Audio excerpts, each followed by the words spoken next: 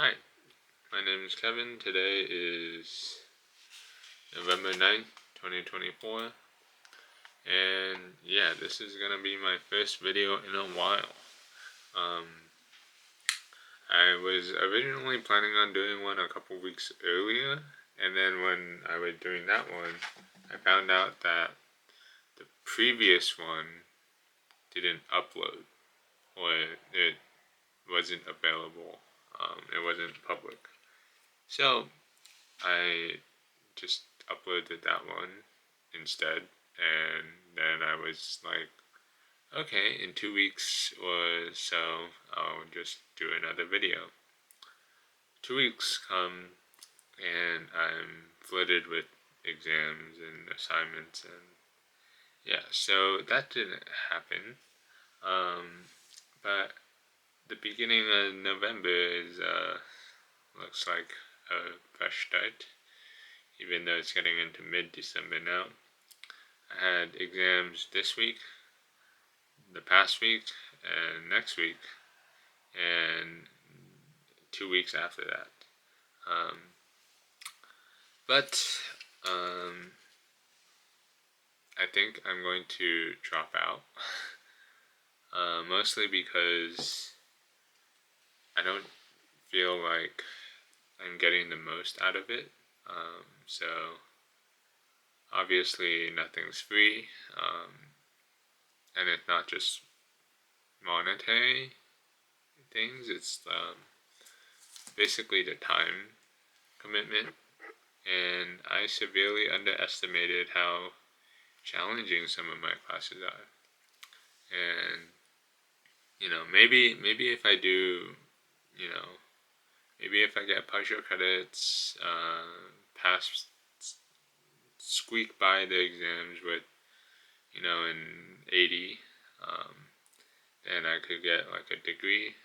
But right now, I'm reevaluating, and it's like the degree won't help me with anything in my life right now. It's not like I'm actively looking for a job. It's not like I need this degree. I just went back to college because I had some free time.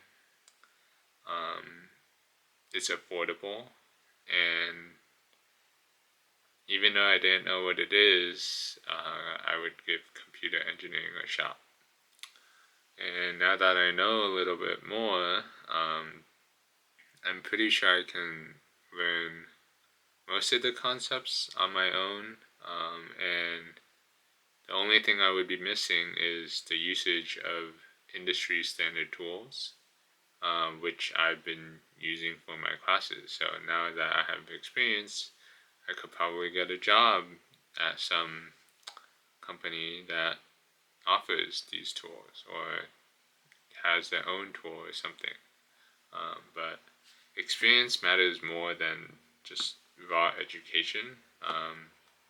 And I felt that especially with my probability class, who, everyone knows probability. It's just, the basic probability is things you want divided by things, like all the things. Like, you want a red ball, is red ball, blue ball, green ball. That's 1 out of 3. So, yeah. Obviously, there's a lot more to it than that, but useful probability, I would say, is only about maybe half the course, at least for engineering, at least the type of engineering I'm doing. Like, there's some cases where you need to use Weibull distribution to, find out if a machine is profitable at $70,000, if you expect it to fail, or it costs $10,000 to replace or maintain, and you have to maintain it once every 5 years, once every 10 years. That stuff is not what I need to know. But it's also because I feel like I'm weak right now. Obviously, I am weak. I use a cane and everything, but yesterday I had a seizure, another one. This one was kind of different. So ever since my first seizure in uh, December 2022, 21, 22, had my surgery in 22. Okay, December 21 or December 2021. Not maybe it was 27, 28, 29. One of those days.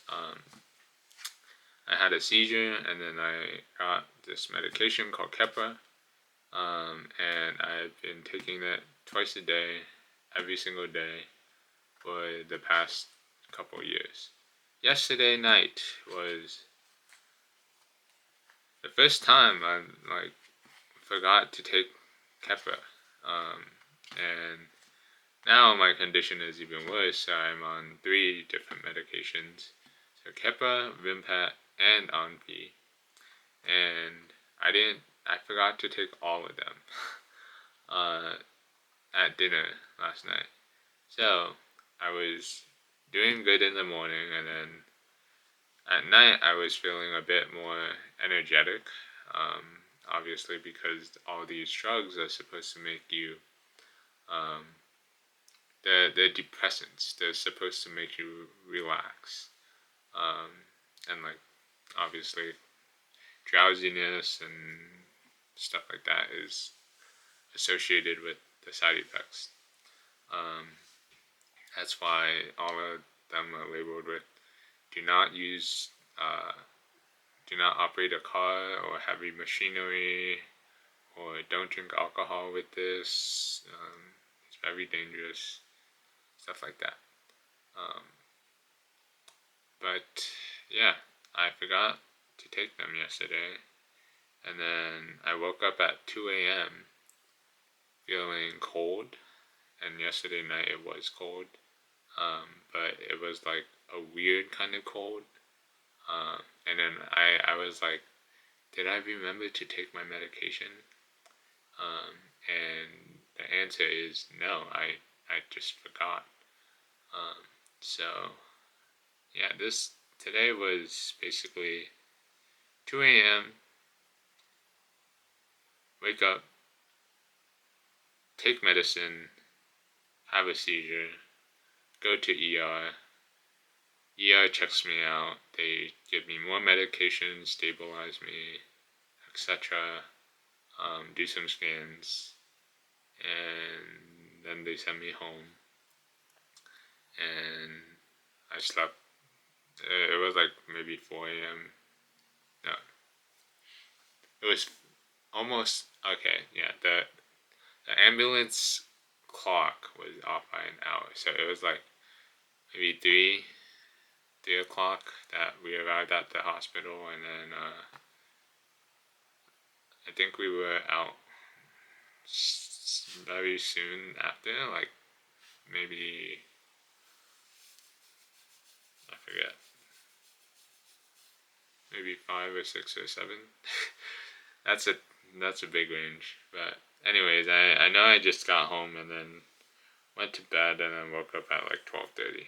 Um, but it's been making me think, and I really do need to exercise more. And yeah, it's really bad, especially for me. It's really bad that I'm in a class and I think about working out. Because typically it's the opposite, right? Like, you work out and then you don't have anything in your head, and then you think about, oh, what kind of problems do I need to solve? What kind of. I don't know if anyone else thinks like that, but that's what I think whenever I went to the school gym. So, yeah, I just like ticking things off, checking my check boxes, and doing assignments. But this assignment of like constantly maintaining my body is not one I'm particularly good at. So, yeah. Other than health issues, back to health issues. Someone asked to let you guys, to basically have me explain like what my treatment is right now and how effective it's going for me. I'm currently taking Keppra, Vimpat, Onfi, just for anti-seizures. So if you're a brain cancer patient, and you experience seizures, then you'll probably get some of these anti-seizure medications. They're like preventative medications. So if you don't take them, you are more prone to having these reflexes or episodes, and they can be kind of dangerous. But I'm going to assume you know all about that because I just described my seizures. And there's plenty of information out there on seizures and epilepsy and stuff like that. I'm on two. I'm on two medications. One is chemotherapy. The other one I think counts as immunotherapy. So chemotherapy is clemastine. It's basically an old chemo drug. Kind of makes my veins burn a little bit. Like you can feel it infusion. You can feel the infusion, and it might be reddish or hot at the site. And some other symptoms I've noticed are like the classic chemo ones, like fatigue, constipation, but some of my particular ones or self ones are hiccups. I think it's due to the dexamethasone or steroid they inject me with to prepare my body for the infusion. And the other one is okay. I guess it's either or. So I either get hiccups or I get really bad stomach aches. So combining those is like, if I have hiccups, I talk less, I eat less, I drink less.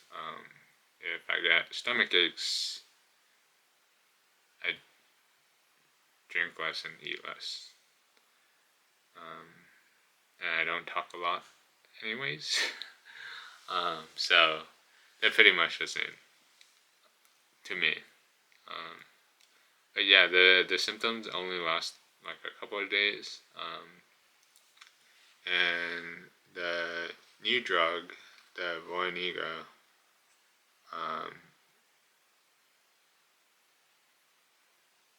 I don't know if it's working. It's kind of hard to tell.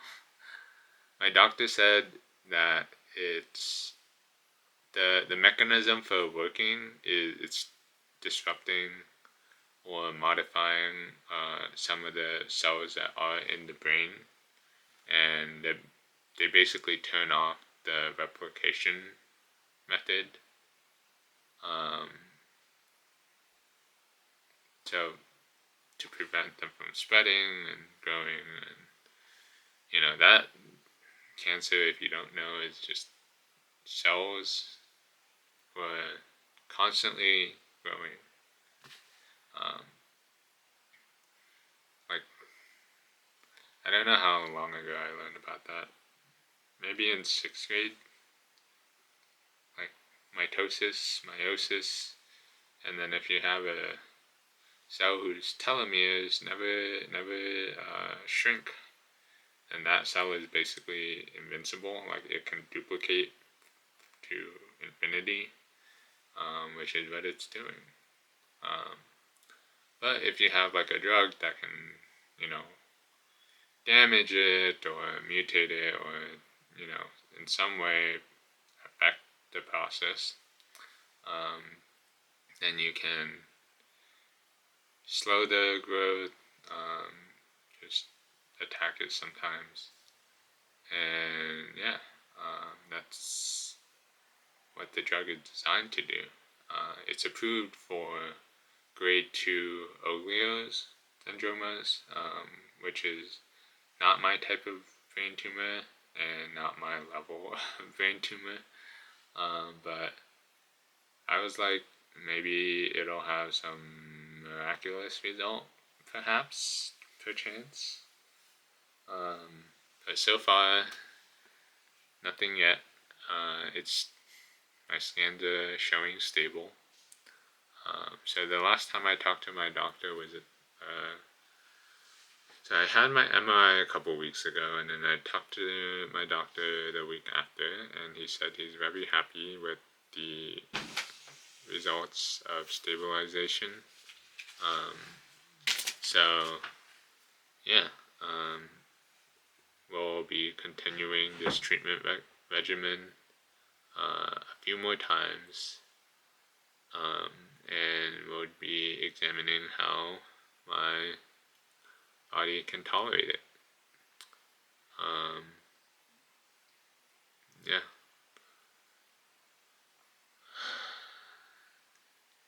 Anyways, yeah, so I made the decision to kind of prioritize my health. Well, I've been prioritizing my health. It's just, physically prioritizing my health. It's kind of hard for me. Like there are things I want to do, but am too scared to do.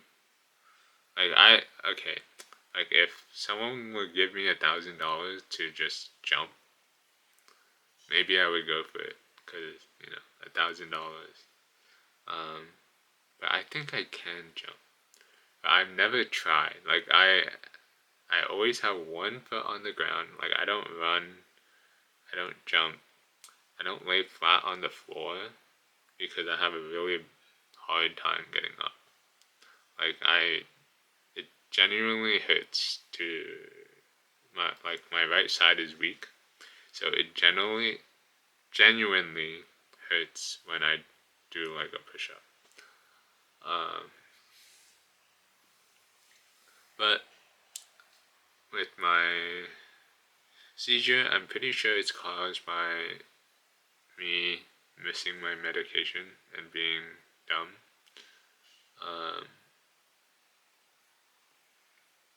But looking at the classes I've done so far, I feel like I can talk about it, and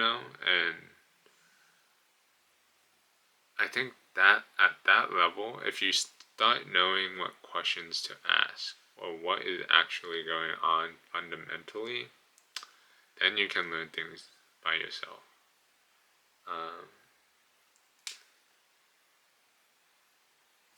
Let me try an example, except I'm not very good at school to provide an example. Let's do... Okay, let's do logic as an example, because I'm pretty comfortable with logic. Logic, you have a couple basic building blocks, which is the logical and, the logical not, the logical or. And with these three logic operators, you can create more complicated logical sequences. But I shouldn't get into fallacies. Um, so, for example, if you want to say, okay, 0 is off and 1 is on, and you have a light switch. Let's say light switch for your bedroom. So your bedroom light switch is off, so it's at 0. If you want to turn it on, you just do light switch is not 0. So not 0 means 1. So at 1, bedroom light is on. If you want the bedroom light off, you need it to be 0, so not 1, so you can do not as well, and now it's back to 0.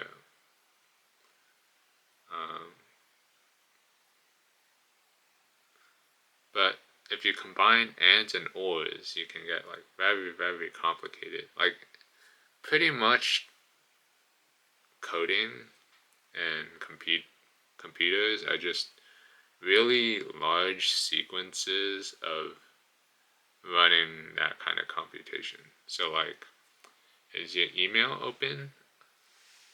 Are you logged in? If so, your details are like, this is your name, this is your password, this is your handle. And if you're someone else, then all those variables change. So yeah, but if you don't know something, you can't really describe what you don't know. Like if your printer breaks, you're gonna be like, the printer's not working, and the IT guy's like, what did you do?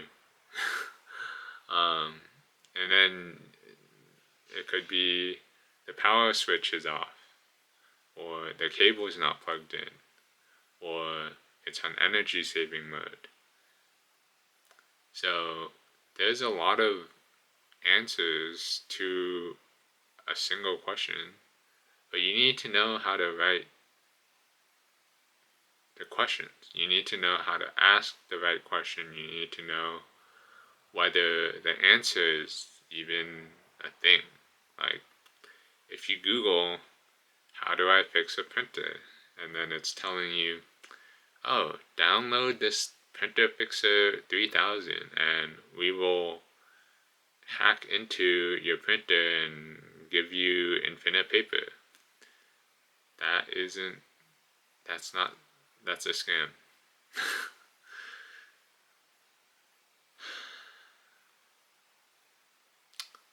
Anyways, I've gotten pretty off topic, but basically, TLDR, or TLDW, I guess. I don't know why. Maybe I should put them at the beginning. Too long didn't watch. So I'm going to see if I can go to a gym that like. Do gyms support handicapped people? I feel like they should, but maybe they don't. Are there like insurance issues that I should be aware of? But basically, I need to figure out if I can get a gym membership and make a schedule and then make a plan. And then, yeah. I am also going to figure out how to withdraw from Stony Brook after this semester. Really, the classes are interesting. People are pretty, I don't want to say terrible. I just don't know them. They don't know me. Some people, like, most people, I get it. You're on your phone. I'm on my phone sometimes too. But to be on your phone, walking in and out of classes, and running onto elevators, I don't really think these kids are like ready to be in society, despite the age or like the accreditations or whatever. Um, and yeah. Oh, and I don't think I'm ready to pass with a good enough GPA, which would put me on academic probation. And the next quarters, they don't have the classes I want, or like I could only take one out of three. And I emailed the grad program, and I'm like, hey, I think this class is going to be pretty popular or pretty good to take for computer engineers. And they're like, yeah, we know it sucks. We'll change that maybe next year. And it's like, it's just sad. And I confirmed that an internship with Brookhaven National Lab, which is where I worked previously, would not count, despite my university having a very close relationship with them. So I'm not sure why that wouldn't count, but it doesn't. So yeah, I don't think I can find a job within 2 years that can accommodate school and my treatment and whatever else I have to do. So yeah, think think I'm going to make a big change. Anyways, I blabbed on for 27 minutes. Wow, that might be a new record. I also wanted to say some things about um, elections and America and whatever, but that will be in a separate video. But if you're still here, if you watched all this, thank you. If I don't know you, you can say hi to me on Twitter or something, so that I feel less creeped out by like random people watching this. But yeah, yeah, okay. That's my update in a long time. Alright, I'll see you next time. I forgot how to stop this.